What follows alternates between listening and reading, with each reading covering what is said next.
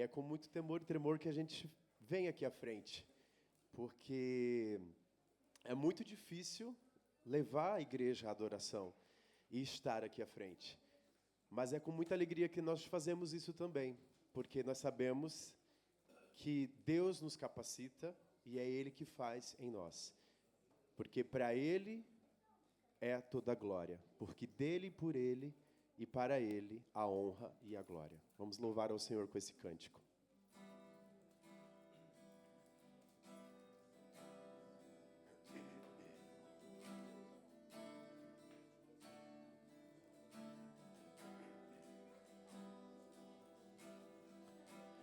Porque dele, por Ele, para Ele são todas as coisas.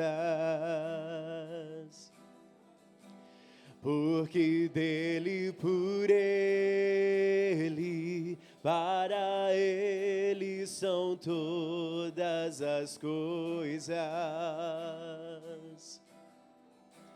Porque dele, por Ele, para Ele são todas as coisas. Porque dele, por Ele, para Ele são todas as coisas. A Ele a glória, a Ele a glória,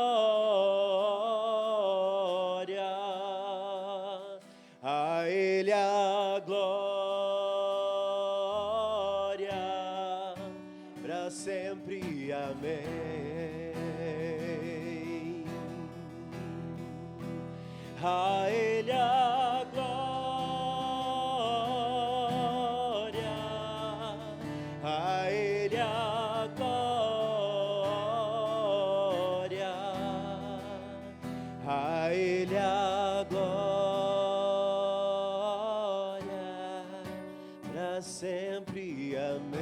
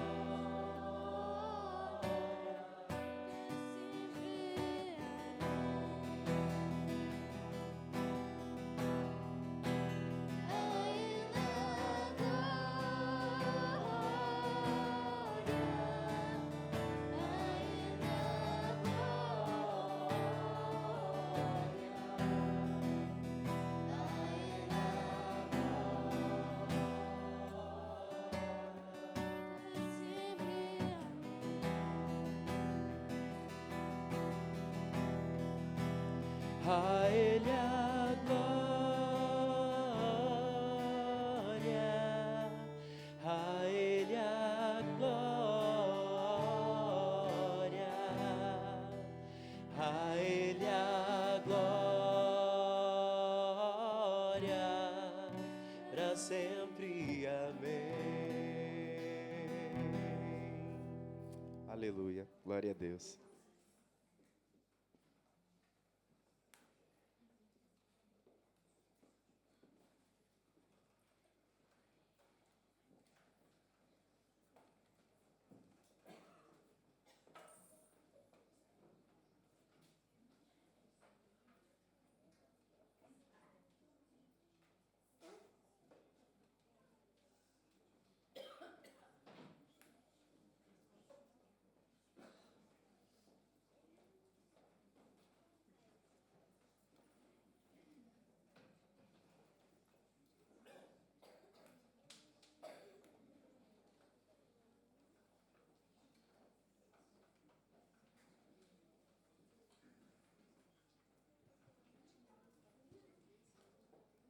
Muito bom dia, irmãos.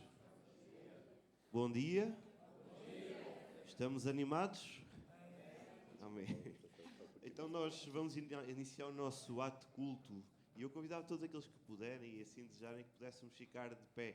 E nós acabávamos de ouvir um cântico que se encontra em Romanos 11, lá no final do capítulo, Romanos 11, 36, que dizia: quem é que pode perceber e descobrir a profundidade da sabedoria humana? E Paulo vai dizer lá naquele capítulo: porque dele, por meio dele e para ele são todas as coisas. E de facto é por isso que nós estamos aqui. É por Jesus, por aquilo que ele fez, porque se ele entregou por nós, ele foi obediente até à cruz. E eu gostava que nós pudéssemos juntos poder fazer a leitura que se encontra no Salmo 16, no capítulo 11. E esta leitura, todos aqueles que quiserem podem abrir. É o finalizar de um pensamento, o finalizar de uma poesia. E Salmos 16, lá no versículo 11, vai nos dizer o seguinte: tu me farás conhecer o caminho da vida, na tua presença há plenitude de alegria, à tua direita há eterno prazer. E realmente só em Jesus nós encontramos esta plenitude, esta alegria completa que nada mais pode oferecer. Por mais que nós busquemos, procuremos, a alegria plena, a alegria completa, unicamente vamos encontrar em Deus, no Senhor Jesus Cristo. E é por isso que nós vamos cantar um cântico. Entra com ações de graças nos seus átrios, com hinos de louvor. Louva-o ao som do trompete, porque Deus é bom e a sua misericórdia é para sempre. E então vamos começar por louvar e engrandecer e bendizer o nome do nosso Senhor Deus. E durante este tempo nós também vamos fazer a entrega para o Euromissionário, por assim dizer. Então todos aqueles que desejarem, de forma ordenada, também poderão vir até aqui à frente. E vamos, desta forma, enquanto igreja, também apoiar missionários, pastores, projetos para levar o Evangelho àqueles que ainda não o conhecem. Então, com alegria, com esta plenitude de alegria, vamos louvar o nome do nosso Deus.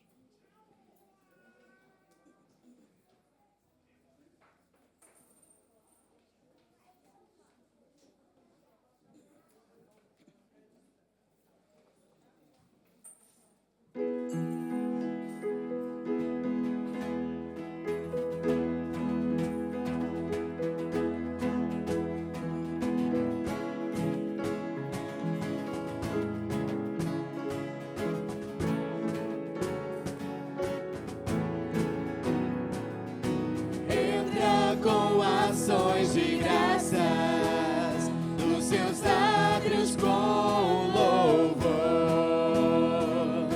na sua presença com gozo, canta grande e forte é o Senhor, louva ao som do trompete, com a dúvida e harpa também.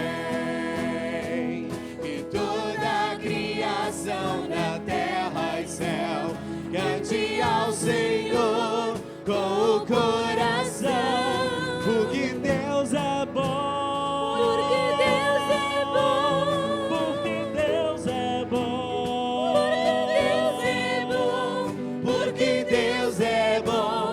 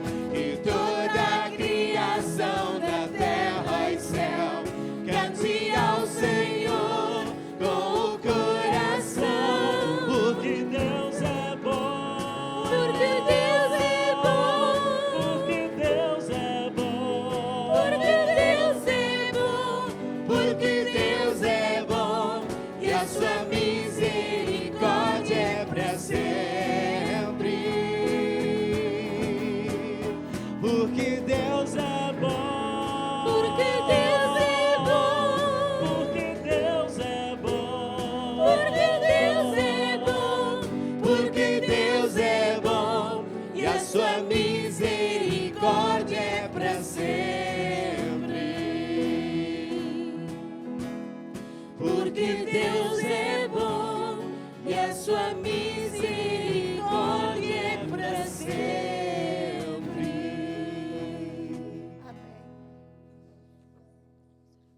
Oremos. Pai bendito, queremos te agradecer, Pai amado, por esta manhã que o Senhor nos concede, Senhor Jesus. Obrigada por estarmos aqui nesse momento, Senhor Jesus, a louvar o teu santo nome, Pai. Os que não puderam estar nesse domingo, Senhor Jesus, que possas tu abençoar, Pai, para que possam estar no próximo, Pai, para que possamos todos juntos louvar o teu santo nome. Que o culto corra bem em teu santo nome. Obrigada por tudo, em nome de Cristo Jesus, assim eu oro. Amém. Então vamos abrir as nossas Bíblias no Salmo 16. Há pouco nós líamos o versículo 11, agora vamos discorrer o capítulo inteiro. Então, Salmo capítulo 16.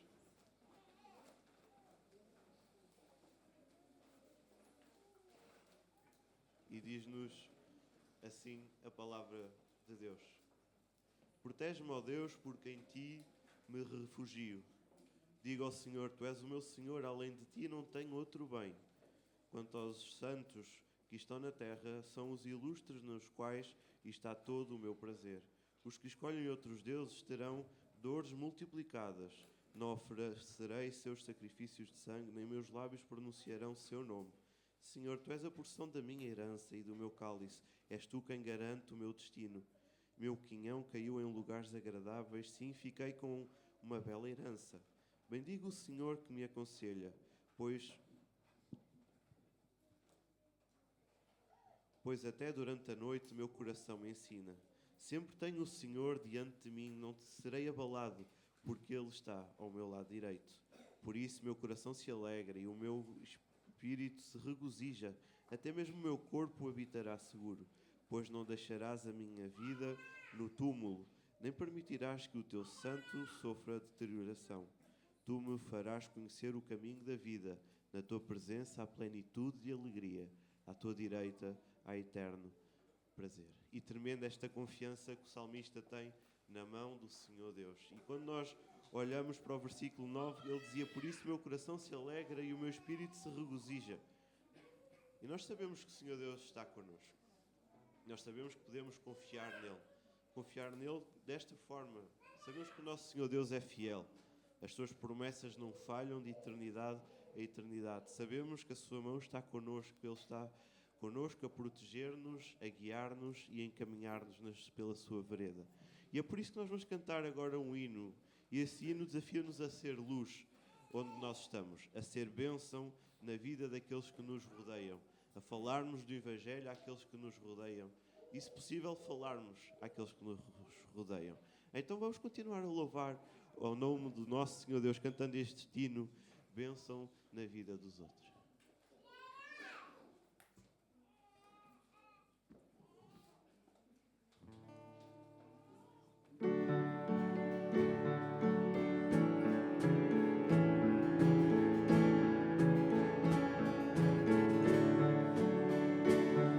Somente para fazer um feito singular, é mister agir com muito ardor, mas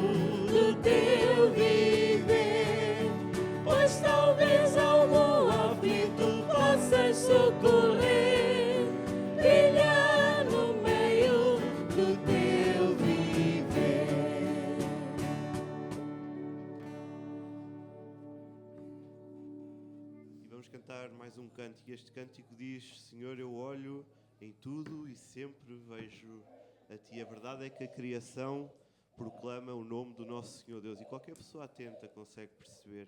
E se não há como estar neste mundo, não há como olharmos para as coisas e não sabermos que Deus está.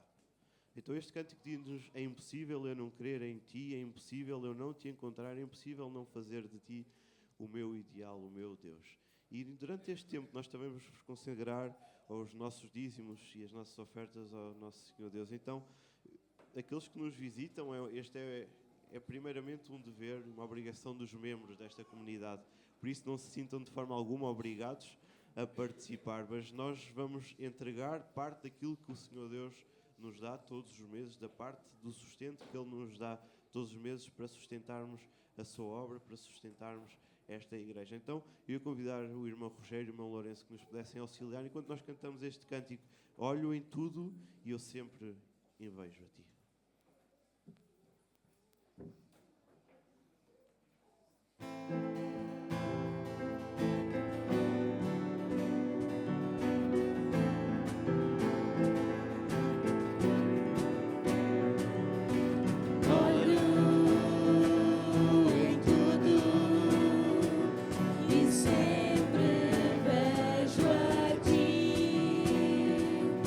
Estás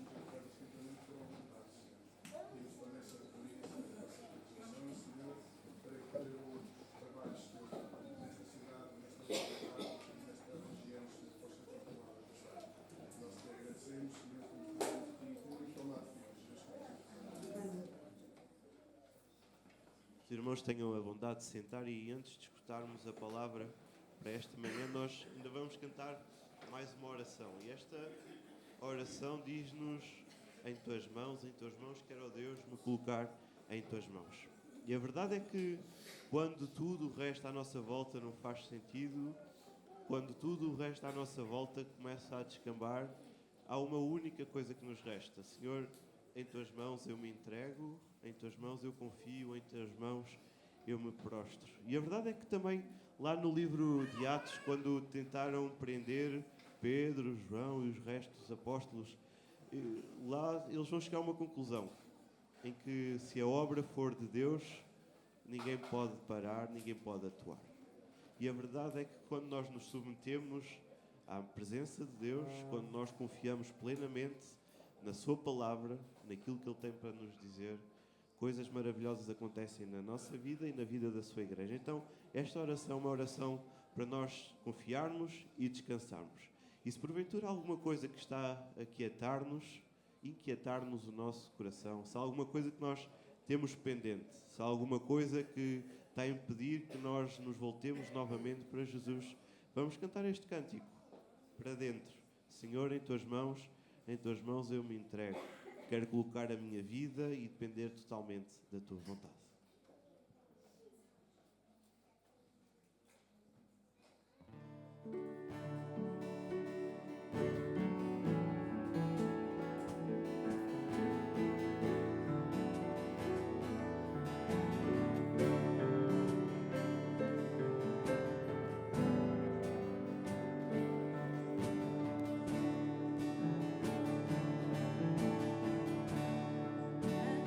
Em tuas mãos,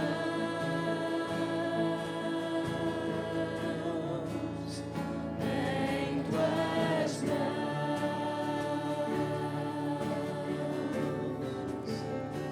quero, ó Deus, me colocar em tuas mãos. Esta é minha oração, meu louvor e gratidão. Quero, ó Deus, me colocar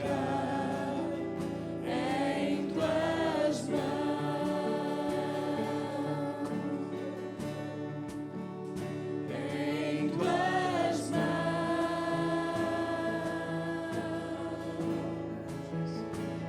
em tuas mãos,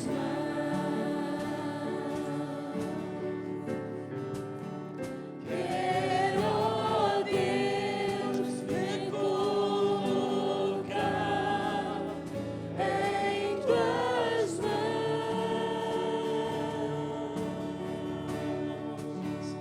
Esta é minha oração, meu louvor e gratidão. Quero, ó Deus, me colocar em tuas mãos.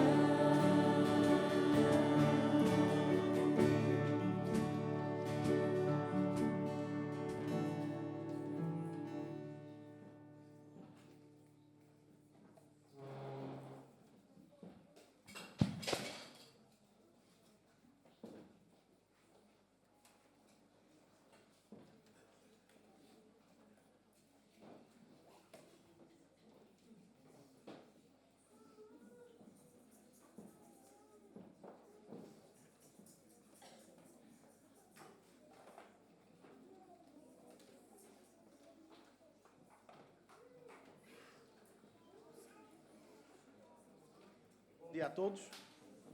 É muito bom podermos abrir a palavra do nosso Deus nesta manhã, onde nós dizíamos: em tuas mãos quero, ó Deus, me colocar. E nesta manhã queremos olhar para o texto bíblico de Atos, no capítulo 11, e sentir a mão de Deus. Sentir a mão de Deus. Sente-se a mão de Deus sobre a igreja. E há uma frase que é muito conhecida, que é muito partilhada nas vias de comunicação, que na realidade é um versículo bíblico. Os desígnios do Senhor são insondáveis. E muitas vezes estas palavras, aliás, esta frase é partilhada porque a pessoa não percebe muito bem o que lhe acontece. Mas confia, acredita que Deus sabe o que está a fazer. E mesmo que não consiga perceber tudo, diz, os desígnios do Senhor são insondáveis. Nós confiamos em Deus. Nós acreditamos que tudo o que nos acontece, tudo o que vivemos, está debaixo da sua mão. Daí temos cantado, em tuas mãos quero-me colocar. Mas quando a pressão é muito forte, quando a pressão é demasiada, quando o sofrimento vem até de onde nós menos esperamos, por vezes as pessoas têm de sair de suas casas, têm de viver noutros contextos e torna-se muito difícil suportar a adversidade. Atos capítulo 11, versículo 19 e 20. Vamos olhar para aquilo que nós chamamos sentir as mãos de Deus, versículo 19 e 20. E os que foram dispersos pela perseguição que sucedeu por causa de Estevão, caminharam até à Fenícia, Chipre e Antioquia, não anunciando a ninguém a palavra, senão somente aos judeus. E havia entre eles alguns homens cíprios e cirenenses, os quais, entrando em Antioquia, falaram aos gregos, anunciando o Senhor Jesus. Sente-se a mão de Deus quando a igreja fala abertamente. Mas este falar abertamente, versículo 19, tem uma condição, aliás, um pré-requisito muito doloroso. É bem explícito. Os cristãos estavam em fuga depois do sucedido com Estevão. Estevão é o primeiro mártir da igreja cristã. Um homem que pagou caro, pagou com a vida, a sua fé, a ousadia de se manter fiel ao Senhor Jesus. E ele foi apedrejado. E eu creio que a maioria de nós sabe o nome do jovem que segurava as vestes das pessoas que apedrejavam Estevão. Como se chamava? Saulo. Vejamos o versículo 19. As pessoas estão a fugir de uma terrível perseguição e foram, versículo 19, caminharam até a Fenícia, Chipre e Antioquia, mas foram falando de Jesus. E pode parecer uma contradição. Eles eram perseguidos pela fé em Jesus, um deles até tinha sido apedrejado, Estevão, mas não deixavam de falar de Jesus. Não deixavam de dizer quem Jesus é. Estranho? Não. Porquê? Porque eles tinham certeza de que estavam a fazer algo correto.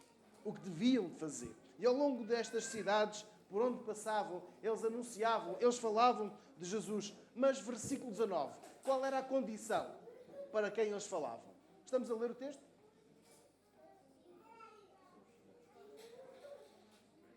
Podem dizer em voz alta. Estranho. Não vos parece estranho, irmãos? Versículo 19. Eles caminharam até à Fenícia, Chipre e Antioquia, mas somente aos judeus eles partilhavam a mensagem da salvação. Só para explicar, a igreja demorou algum tempo a perceber que o Evangelho não é elitista, não é exclusivista. Eu volto a explicar. O elitismo, a igreja elitista, é aquela que só fala com certas pessoas, as que interessam, as que importam. Aquelas pessoas que por alguma razão temos afinidade. Aquelas pessoas de quem nós gostamos, com quem nos sentimos próximos e identificados. E os outros, nós deixamos de lado. A isto chama-se uma igreja exclusivista. E a igreja demorou algum tempo a perceber que esta não era a sua natureza. Antioquia, Chipre e a Fenícia certamente tinham comunidades judaicas, de judeus fortes. Mas estas comunidades que aquelas pessoas falaram não eram a judeus. Falavam de Jesus. Talvez pela facilidade, claro. Talvez pela identificação, pela cultura, pela tradição, pela educação. Ou talvez pelo preconceito. Mas eles estavam a deixar muitas pessoas de fora. E agora, atentamente, o versículo 20. O que é que nos diz o versículo 20 que muda? O que é que muda aqui no versículo 20? E havia entre eles alguns homens cíprios e cirenenses, os quais, entrando em Antioquia, falaram aos gregos, anunciando o Senhor Jesus. É aqui que se dá a diferença, a mudança na vida da igreja. Em primeiro lugar, é uma igreja que fala, uma igreja que sai perseguida, que não deixa falar de Jesus, mas perde o seu caráter elitista, o seu caráter exclusivista. E alguns, versículo 20, começam a falar também aos gregos. Os crentes de Cirene, uma cidade, imagine-se, do norte de África, e outros da ilha de Chipre, falam abertamente de Jesus a outros não judeus. O versículo 20 fala os gregos.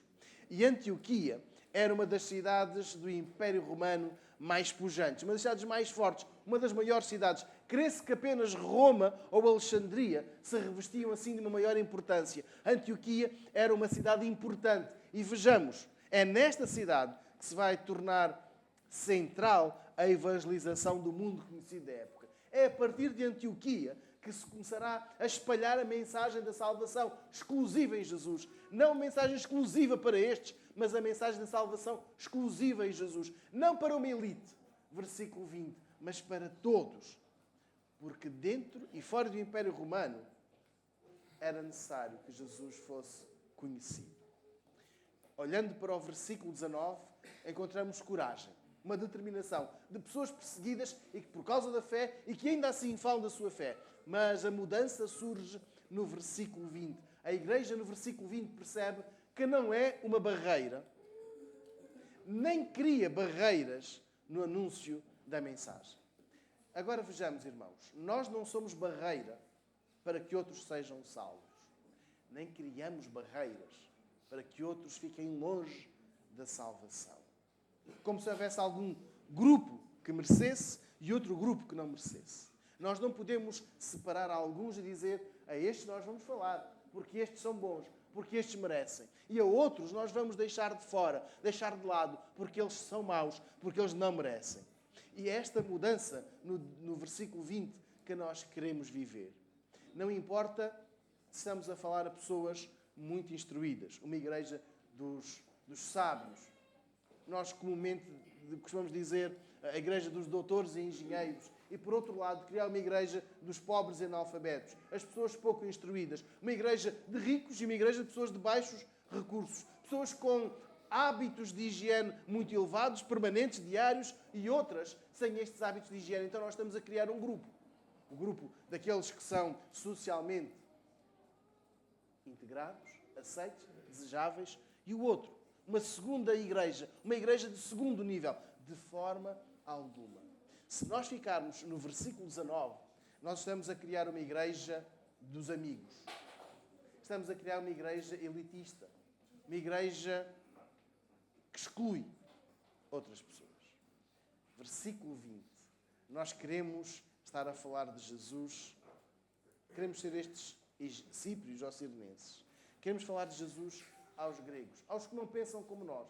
Aos que não se relacionam connosco. Aos que não frequentam os nossos locais, aos que não estudam connosco, aos que sabem menos, aos que sabem mais.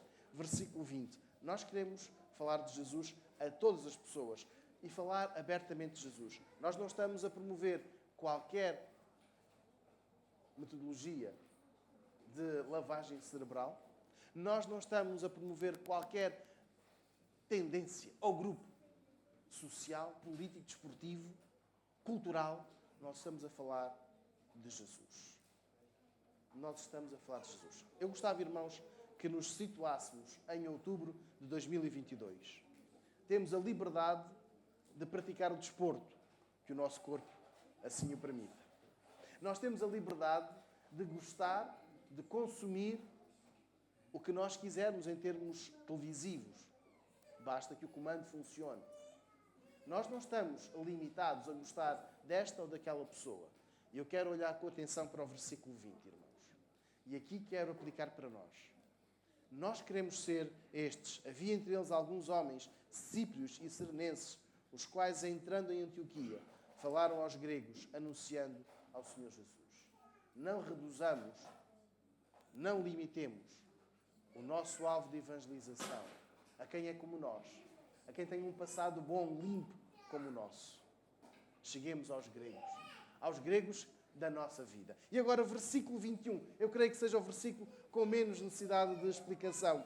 E a mão do Senhor era com eles. E grande número creu e se converteu ao Senhor. Sente-se a mão de Deus com as conversões. O versículo 21 é muito claro. Nós não podemos avaliar o sucesso de uma igreja pelo número de conversões, pelo número de batismos. Há pouco, propositadamente, não anunciei os candidatos ao batismo. Temos 5. Uma alegria para nós. Termos 5 pessoas que integram esta lista de candidatos ao batismo. O que é que nós queremos? Fiquem pelos 5? Nós não estamos a olhar para o número de 5, para reduzir para 3, ou aumentar para 6. Nós queremos ver versículo 21. O quê? Nós queremos ver a mão de Deus sobre nós, queremos ver grande número de pessoas crentes e convertidas. Convertidas significa, alguém me ajuda? Salvos mais, eu ouvi assim. Mudar de vida?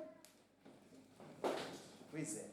Pessoas com uma vida nova. O versículo 21 diz que a igreja percebeu que a mão de Deus, a mesma mão que Neemias invocou para a sua missão da reconstrução dos muros de Jerusalém, aquela mesma mão que Neemias sentiu, e a mão do Senhor estava sobre nós, a igreja em Antioquia sente que a mão de Deus estava sobre eles. Esta conversão, e aqui a crença e a conversão daquelas pessoas que ouviam o Evangelho, não dependeu da capacidade de oratória dos cristãos dispersos pela perseguição do versículo 19, mas foi uma manifestação da bondade de Deus. Quando as pessoas se convertem a este pregador, àquele pregador, a esta igreja ou àquela igreja, não estão aqui no versículo 21. Não estão, porque vão atrás deste pregador, daquele pregador, ou atrás desta ou daquela igreja. Nós olhamos para o texto bíblico, querendo aplicar para a nossa vida, isto que esta igreja viveu, debaixo da graça de Deus. E por isso é que a igreja cresceu e na cidade se fez sentir a chegada do Evangelho. A igreja em Antioquia cresceu debaixo da generosidade de Deus. Não foi pela liderança, não foi pelo projeto, não foi pelo departamento, não foi por esta ou por aquela pessoa, mas foi pela misericórdia de Deus. Se nós olharmos para o trabalho da igreja e perguntarmos quantas pessoas se levantaram o braço no apelo que o pastor fez ao longo de um ano, 10, 15, 30, então a igreja está a crescer bem. Se ao longo de um ano foram apenas 5, então a igreja está muito mal. Temos de rever. Versículo 21. Nós temos de viver debaixo da misericórdia da mão de Deus. A igreja em Antioquia cresceu. E eu quero chamar a atenção para esta conversão. Foi uma nova vida. Foram novas vidas. Não foi apenas dizer eu acredito que Jesus morreu em meu lugar. Não apenas dizer que eu acredito que Jesus, com a sua morte, me limpou de todos os pecados. Mas isto significa uma mudança de vida, uma mudança de mentalidade, uma mudança de atitude, uma mudança de sentimento, uma mudança de comportamento. E é assim que a igreja cresce, quando a igreja muda, deixa velhos hábitos e passa a viver agora para agradar a Jesus. Não tem a ver apenas com o número, tem a ver com este converter, com esta conversão. E o que nós desejamos ver são pessoas convertidas a Cristo, vidas mudadas pelo Espírito Santo, que não vão atrás deste pastor, atrás do outro. E quando o pastor sai daqui e vai para ali, também estas pessoas vão atrás do pastor. Não. Nós estamos a ver aqui, e peço que os irmãos possam ler no versículo 21, e se converteu ao Senhor. Sabem a quem está a falar este Senhor? Os irmãos sabem. Ao Senhor Jesus, certo? Não foi ao Senhor Pedro, não foi ao Senhor Tiago, não, foi ao Senhor Jesus. E estas pessoas mudaram as suas vidas ao Senhor Jesus. Nós queremos ver novidade de vida. Nós queremos ver vidas novas, vidas diferentes. E para isso nós precisamos de partilhar a esperança da vida eterna. Estávamos a entoar 2 cânticos muito fortes em termos de mensagem. Dizíamos, olho em tudo, Senhor, eu identifico-te em cada momento. Tu estás onde eu estiver, tu estás lá. Dizíamos, eu quero colocar-me em tuas mãos. Significa que a nossa vida tem de ser diferente. A esperança da vida eterna tem de ser partilhada. ainda que num clima de dificuldade, como este que encontramos no versículo 19, quando as pessoas fugiam de Jerusalém, que nós não vivemos. Nós temos esta liberdade. Sabem, irmãos, o grupo bíblico universitário vai começar a reunir-se aqui em Viseu. Uma alegria. Os estudantes universitários poderão ter as suas reuniões para o estudo da Bíblia, para a evangelização. É ótimo. Quantas pessoas se vão converter? Nós não sabemos. Mas o que queremos são vidas transformadas. Nós temos esta liberdade de expressão. Nós temos esta liberdade de crença. E podemos assumir hoje a responsabilidade de falar de Jesus a outras pessoas. Crendo que algo mudará nas suas vidas. Não para que elas se convertam à nossa igreja, ao nosso grupo, mas que elas, versículo 21, se convertam ao Senhor, acreditando que Jesus fará algo mudar nas suas vidas. E isso chama-se generosidade de Deus. A ação do Espírito Santo será sempre surpreendente quando nós nos submetemos à sua autoridade. Ou quando nós, cantando, dizemos: eu quero colocar-me em tuas mãos. E aí a ação do Espírito Santo será sempre surpreendente. Então nós temos de falar do Salvador sem medo e sem complexos. Versículos 22 a 24. Sente-se a mão de Deus com pessoas muito especiais. E chegou a fama destas coisas aos ouvidos da igreja que estava em Jerusalém. E enviaram Barnabé a Antioquia, o qual, quando chegou e viu a graça de Deus, se alegrou e exortou a todos a que permanecessem no Senhor com o propósito de coração. Porque era homem de bem e cheio do Espírito Santo e de fé. E muita gente se uniu ao Senhor. Olhemos agora para as pessoas muito especiais. Olhemos para as pessoas muito especiais. Irmãos, há uma frase que corre por aí que diz que as más notícias correm depressa. Quem não ouviu, eu vou repetir o que eu vi. As más notícias correm depressa. Mas eu quero que leiamos o versículo 22. Estamos a ler? Alguém pode ler em voz alta, por favor? Esta notícia chegou aos ouvidos dos crentes da Igreja de Jerusalém, que mandaram Barnabé a Antioquia. Obrigado. Não havia telemóvel, não havia rede social e esta boa notícia foi espalhada de boca em boca. Agora estamos a imaginar um trajeto de Antioquia a Jerusalém. Quem tem a Bíblia em formato de papel, geralmente nas últimas páginas tem os mapas. Quem tem em telemóvel para fazer o tipo de pesquisa. Mas quem tem a Bíblia em papel pode ver onde fica Antioquia e onde fica Jerusalém. E vejamos e podem verificar a dificuldade que é o trajeto sem carro, sem comboio, sem avião, sem sem barco, sem outros meios de transporte que nós temos, a dificuldade que era fazer chegar lá a mensagem. Mas vejamos, a notícia chegou lá. Os irmãos estão a ver como é longe de Antioquia a Jerusalém? Mas a boa notícia chegou. E olhemos para a reação da igreja. O que é a resposta da igreja? Qual foi a resposta da igreja? Enviaram Barnabé a Antioquia. Ele, quando lá chegou, versículo 23, ficou muito contente. Porquê? Porque viu uma igreja mudada, pessoas mudadas, pessoas convertidas a Deus. E ele alegrou-se e continuou a exortar. Continuem assim. Fiquem firmes, permaneçam firmes. Deixem que Deus continue a encher a vossa vida. Mas agora, vamos centrar-nos nesta boa pessoa. Barnabé. Barnabé era um cipriota. Se diz-nos aqui o texto bíblico, versículo 24, era um homem de bem. Um homem cheio de fé e do Espírito Santo. Sabe, o nome dele não é Barnabé. O nome dele é José. Os discípulos chamaram-no de Barnabé, que significa filho do encorajamento ou da consolação, por causa da generosidade deste homem. Peço um de nós que possa abrir em Atos, capítulo 2, versículos 36 e 37. Atos, capítulo 2,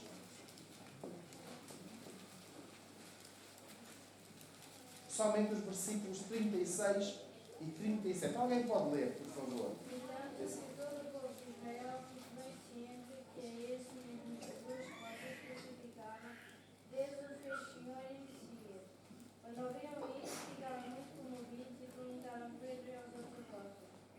Desculpa, não era Atos 2, Atos 4, perdão, 36 e 37.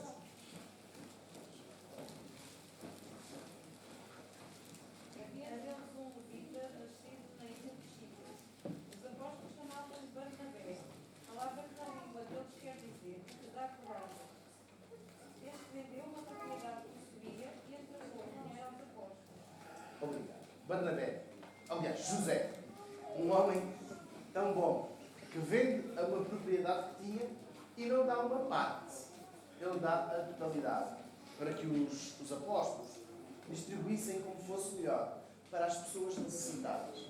Barnabé revela aqui, ou José, perdão, revela aqui um cuidado, de tal maneira que os discípulos chamam de Barnabé, o consolador, o cuidador, aquele que vê as necessidades dos outros e procura, dentro daquilo que está ao seu alcance, dentro das suas posses, minimizar as dificuldades dos outros.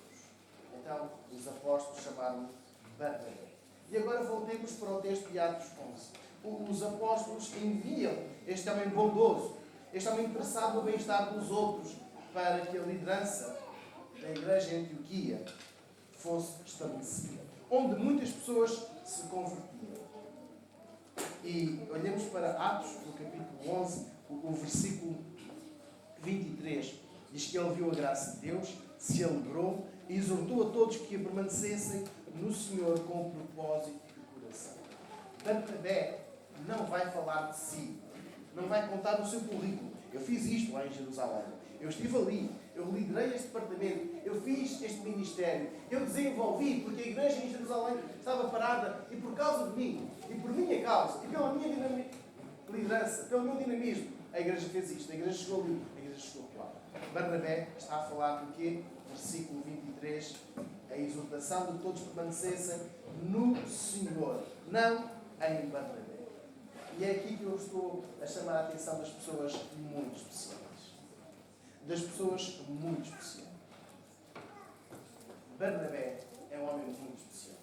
É tão especial para aquela igreja. Eu vou explicar porquê.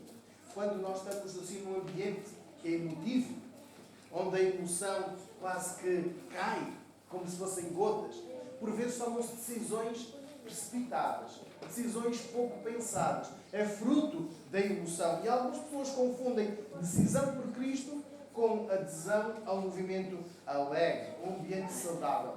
E é tão bom quando a igreja vive num ambiente saudável, alegre.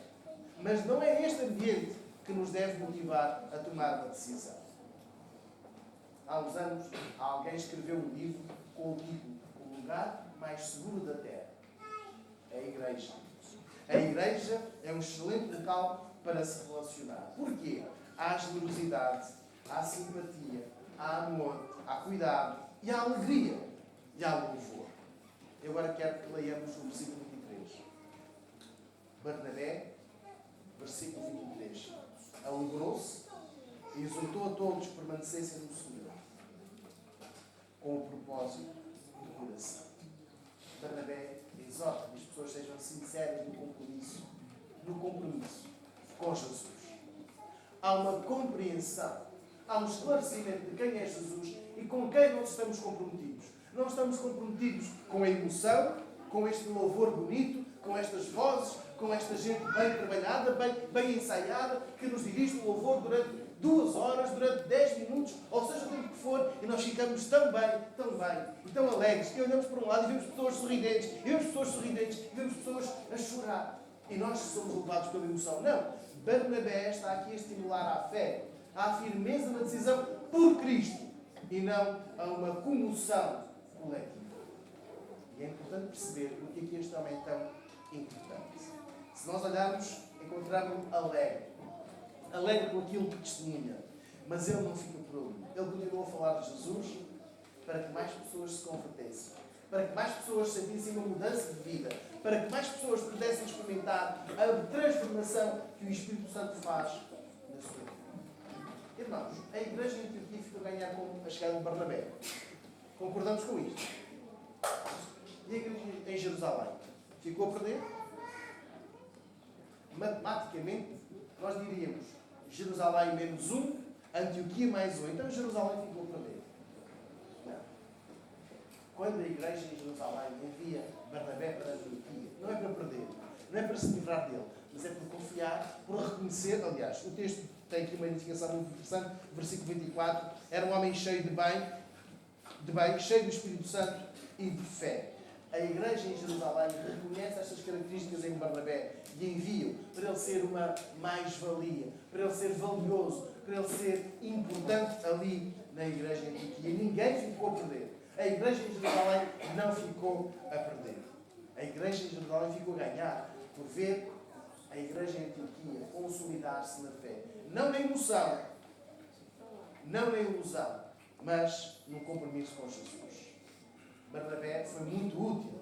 Foi necessário ali em Antioquia para doutrinar. É verdade. Doutrinar significa ensinar de acordo com a palavra de Deus. Para corrigir alguns erros, alguns pequenos desvios. Barnabé foi lá. Foi lá para estimular os novos crentes a um compromisso mais sério com Deus. E esta foi uma pessoa importante. Irmãos, por que eu estou a falar de Barnabé? Em primeiro lugar, podemos ter tido um Barnabé na nossa vida. Aquela pessoa que nos estimulou à fé. Pode ter sido um professor da escola bíblica dominical, da nossa infância, adolescência, juventude, ou mesmo em idade adulta. Pode ter sido uma pessoa da nossa família, talvez o nosso pai, a nossa mãe, alguém que nos levou à fé. E eu agora queria fazer um desafio. Eu quero que nós sejamos um Barnabé na vida. Eu quero que nós sejamos um Barnabé na vida. Vou explicar. Em primeiro lugar, nós vamos criar um grupo de seguidores deste Barnabé. Estamos a ver o que Barnabé fez? Estimulou a igreja ao compromisso.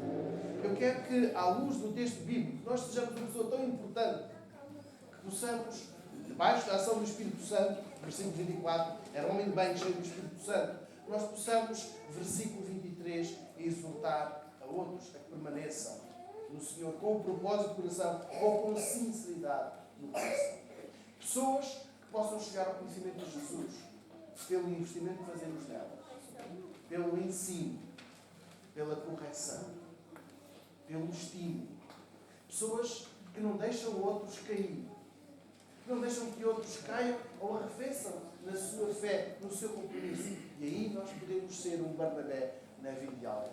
Não temos de chegar a 2.000 pessoas, não temos de chegar a metade da cidade de Viseu, não temos de ir a Repeses, não temos de ir a Braveses, não temos de ir para todos os cantos da cidade. Nós podemos chegar a algumas pessoas. Mas é estas pessoas que vamos chegar, fica o desafio de sermos pessoas como Barnabé foi, importantes no crescimento espiritual. Pessoas com quem nos relacionamos, que sejamos uma alegria, que estimula a fé, ao compromisso com Deus, mas pessoas que amam, cuidam sempre para Jesus. Viseu não precisa de uma igreja dos discípulos deste Barnabé, ou daquela Barnabé. Viseu não precisa que abramos uma outra, uma terceira, uma quarta, mais uma quinta igreja que segue este ou aquele líder. Nós precisamos de ver pessoas em Viseu convertidas pela influência de um Barnabé que está aqui sentado hoje. De uma mulher, de um homem que investe o seu tempo para o bem-estar espiritual do seu. Irmãos, este texto deixa-nos muitos desafios. Em primeiro lugar, falar de Jesus sem excluir qualquer tipo de pessoa. Se olhamos para o versículo 19, eles falavam, mas só falavam para os judeus. Acontece o versículo 20. Chega a todos, chega a mais pessoas. Então, irmãos, não vamos reduzir. Eu só falo com os estudantes porque eu sou estudante. Eu só falo com os desportistas porque eu sou desportista. Eu só falo com estes que são do meu grupo. Reduzir a partir do Evangelho a quem é semelhante a nós, a quem tem a mesma origem, a quem tem o mesmo extrato social, a quem tem tudo o que é connosco, é formar uma igreja elitista, ou exclusivista. E não é isto que se pretende. Mas queremos ansiar por conversões à nossa volta. Queremos, no versículo 21, ver a nossa cidade debaixo da generosidade de Deus. Queremos ver um grande número de pessoas crentes e convertidas, mudadas, transformadas para o nosso Deus. E agora o desafio mais pessoal. Sermos o Barnabé mundial. Sermos o Barnabé mundial. Temos lançado desafios atrás de desafios da leitura da Bíblia, do tempo de oração, da partilha da mensagem. Mas agora eu quero que este desafio seja entendido de outra maneira. Por quem é que vai orar? para que seja uma influência, como Barnabé foi. Cuidador, alguém que exorta, alguém que corrige, alguém que estimula, alguém que se interessa. Quero convidar que possamos orar. Vamos orar. Antes mesmo de termos um estudo, antes mesmo de termos um tempo de oração individual e silenciosa, alguns do texto explica a nossa igreja. A primeira igreja evangélica Batista de Viseu. Seja uma igreja que se sente. Querido Deus e Pai, nesta manhã em que nos dirigimos a Ti, que celebramos quem Tu és, porque Tu és bom, porque Tu estás sempre a cuidar de nós, porque a Tua mão se faz sentir na nossa vida. Pedimos que o Teu Espírito Santo nos dê a capacidade de não reduzir a partir do Evangelho às pessoas de quem nos damos, às pessoas que são semelhantes a nós, mas que possamos ter a audácia, a coragem, a visão de falar de Ti a mais pessoas, sem barreiras, sem reservas. Por favor, Senhor, faz-nos sentir a graciosidade da Tua mão, com vidas transformadas, com conversões, com pessoas mudadas e para Ti, que nós possamos cuidar delas. Fique connosco. E Te agradecemos porque um dia alguém cuidou de nós, um dia alguém nos falou de Ti, um dia alguém nos estimulou à fé. E de uma maneira bonita, o Teu Espírito Santo nos convenceu. Pedimos-te que possamos ser esta pessoa da vida de outra. Pessoa de bem, pessoa conduzida pelo Teu Espírito Santo, para que outras pessoas se convertam a Ti. Que nós façamos discípulos Teus, para Ti, não para nós, Senhor Jesus. Oramos em Teu nome. Amém. Enquanto escutarmos a pergunta, quero convidar a que possamos, em oração individual e silenciosa, orar por uma pessoa em particular, pessoas em particular. Pessoas a quem nós podemos fazer chegar esta influência espiritual. Então, enquanto escutarmos a pergunta, silenciosamente, vamos ficar em conversa com o Senhor.